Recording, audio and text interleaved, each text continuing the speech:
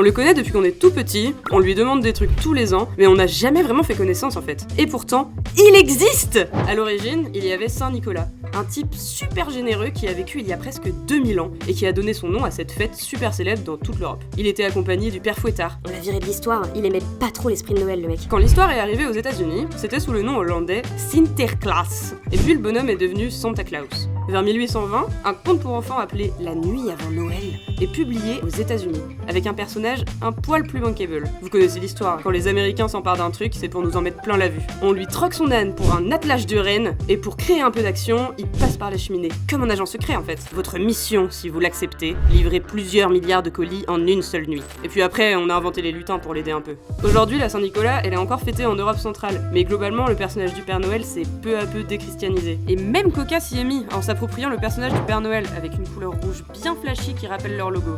Allez, joyeux Noël!